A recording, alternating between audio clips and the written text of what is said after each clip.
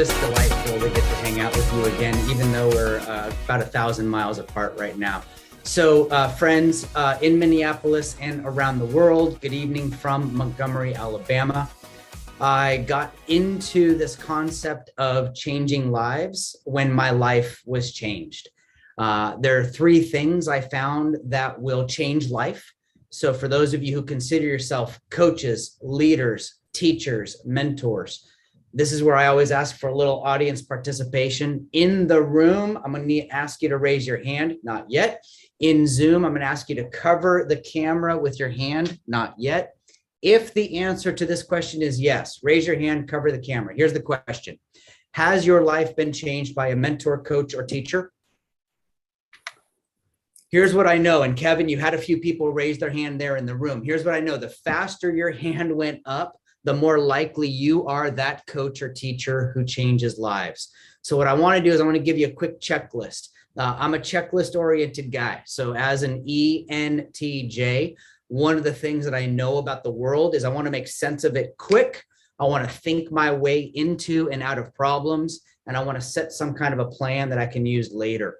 So let me give you these three things that you can use. You want to change your culture. You can use these three things. You want to change your onboarding process. You can use these three things. In the next week or two, who's meeting with a client, a customer, or a vendor? Let me just see, quick show of hands, cover the camera. So for those of you who are looking to change, the first thing we have to do is make awkward eye contact. Now, generally that gets a laugh. And here in Zoom, I'm looking at the gallery view. I'm seeing 21 beautiful faces. For a moment in the room on Zoom, click on gallery, move the slide off to the side. Kevin, can we pull that slide down? That's way too much of me and not enough of them. Here's what I need you to do. Take 3 seconds in Zoom, in gallery, find someone and look in their eyes. In the room, look around right or left. 3, 2, 1. Okay, that was weird. Seriously, we have spent the past 20 months doing what we are biologically undesigned to do, to separate from one another, to not look at one another. And we didn't give them good training. Cover your cameras, raise your hands. This is not your first Zoom meeting in the past 20 months. And somehow we made it okay that while your presenter is presenting, they get to look down at their notes. They get to look down at the other people in the room. And not one of you I'm making eye contact with right now because I'm looking at Liz. We forgot that the first way we connect with people is we look at them. Nay, we see them. The movie Avatar brought this home. I see you. Now, I got to tell you, if making awkward eye contact is too California for you, don't write that down. Please write down the word notice. And what would happen if tomorrow you noticed someone while you're talking with them on the phone, while you're looking at them through Microsoft Teams, or you're actually in a room in an office? You want to change life? The first thing you have to do is pause and notice one another. Now, I used to do a lot of work, a lot more work in New York, and I'd get into an elevator with someone and I'd look at them and they about ran me out of buildings, because you don't do that in New York City, right? It's like, you looking at me? Yeah, I'm noticing you. I realized I cannot stare too long at you. I have to do the second thing to change a life. So the first thing you've already written down. Number 2, I have to have what I call a meaningful conversation with you. Now, as a leader, as an emergent leader, as a reflective leader, Kevin's going to help you spend some time on understanding what means something to you. You signed up for a year-long course where you're going to do homework and write papers and read way more books than you ever thought you were going to read. Kevin, you have been reading like 50 books this year. They're get abstract, so you can handle this. Here's the deal. When I sit down and have a meaningful conversation with you, that's meaningful to you. I was raised in California by a very religious mother. I was raised under this rule called the golden rule. Some of you know the golden rule. You were brought up with it, much like I was. And what the golden rule taught me was I should treat you as I want to be treated. I think that is very 1980s, maybe 1990s. And I am going to put myself on thin ice. I don't know if the golden rule will stand until 2022. Let me see if I can prove my point. Can I get everyone to raise one hand high in the air? You haven't done enough of this today, I promise. Cool. Will you please lower your hand when I say something that makes you and I different? So when I say something that makes you and I different, you're going to lower your hand. I was born in America. I'm married. I don't have children. I moved from Santa Barbara to Montgomery, Alabama to chase a dream. I only had to ask you 4 questions that makes you and me different. Some of you lowered your hands on my first question. So my return question is, why on earth, how on earth can I treat you as I want to be treated? We're different. And how can I not acknowledge in this pause that Kevin's asking you to reflect on every day, that when I look around my world, where I work, where I live, and where I love, we're different. I have to understand where you're coming from so I can understand how we can work together. I saw it in the chat. Fortunately, Professor Solberg, 1993, pulled me off to the side. He said, Mr. Womack, for some reason, this guy all called me Mr. Womack. Mr. Womack, he said, have you heard of the platinum rule? No, sir, I haven't. He said, give it a try. And so since 1993, I've blended treating others as I want to be treated with treating others as they want to be treated. Can we apply the platinum rule to conversation, please? Here's what it sounds like. I'm going to talk with you about what's interesting to you. Now, I know what's happening right now. Some of you are thinking to yourselves, well, if I only talk with them about what's interesting to them, what about me? That's why I have to train people in this. I need to find my like-minded friends who are also willing to change life so that we can pass the microphone back and forth to one another. The thing we love talking about the most, it's ourselves. The thing we love hearing the most is our own voice. As leaders, that next promotion you get, there is going to be someone that needs you to listen to them. I shared with you there are 3 things that you can do to change life. Not enough to simply hear from you what's interesting to you. That's not enough these days. No, that won't differentiate us these days.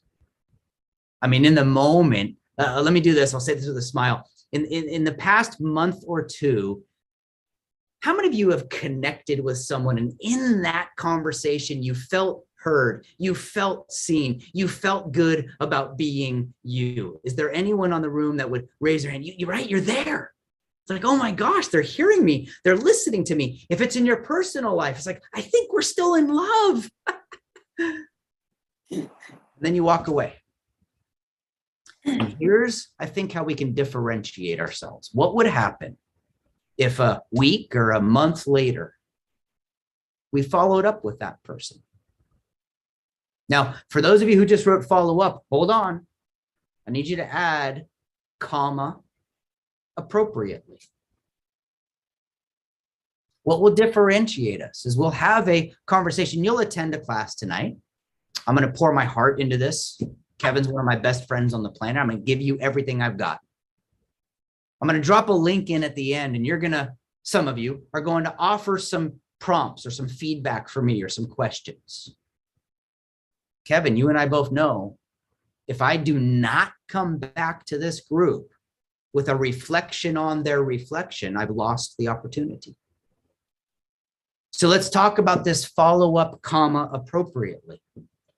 If you play your cards right, if you pause and you look back on your day, you look back on that meeting, you look back on that phone call you just ended, and right before you let yourself fall asleep, you run to the next meeting or you turn and start responding to an email.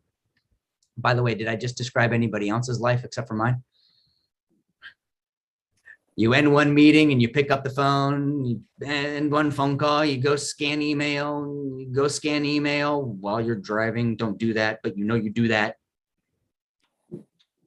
What would happen if when someone shares something with me, I find a way to get their name onto my calendar? And a week later, a month later, I forward them a TED Talk link, a magazine subscription. I go to Amazon, I buy them a library. That was one of my favorite techniques back in the old days, right? I'd meet someone, have a meaningful conversation. I'd go to Amazon and I would order them a library. Hey, based on our conversation, here's the 8 books I think you should have in your library. And I would ask Amazon, Jeff Bezos, right? He should do everything I want. I would ask Amazon, will you delay the send on this library? By the way, for those of you in supply chain, I don't know if your blood just went thin right there.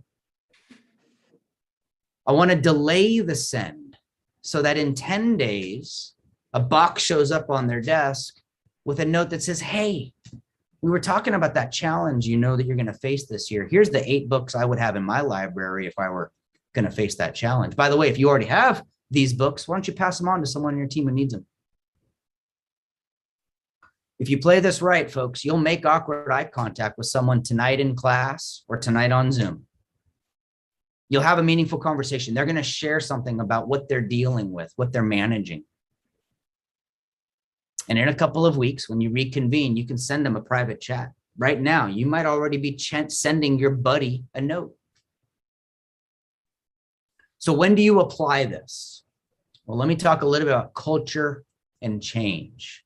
And just so I know if I'm talking to an audience, how many of you are somewhat at least dotted line connected to culture change? Is there anyone out there that's a little bit? I saw some nods up and down. So for those of you who are, this is specifically for you. For those of you who are on the periphery, they say that it takes time to change a culture, and I wholeheartedly disagree. It's an element. I don't think it's 50%. My thesis is that it takes times to change a culture. How many times does one of your professors need to start a class late before you accept that that professor starts classes late? I don't know. Is that 2 classes? Is it 10 classes? Is it 28 classes? How many times does a leader need to not notice a certain demographic in their meeting who might have something to contribute, but because that leader does not notice that person, we start to recognize, well, I guess that's how that leader is. How many times do we need to accept that in our new environment, which I don't know in your worlds, if it's staying or coming or going, I attend way too meetings where I'm on a video call and no one else is on video. When I came on tonight and I asked all of you to turn on your videos, it's so I can see you. I can see the faces that we say we've missed. Who works in an organization where it's been accepted to attend video meetings off video? I'm curious. And in my opinion, by the way, this is just my opinion, we missed an opportunity over the past 18 months. Because the thing that your people need the most, we took away from them. And we enabled disconnection. So when I think about the pause, when I think about that space in between, and I think about this concept of times to change a culture, I'm going to give you a number. I'm going to ask you to write this down. 180.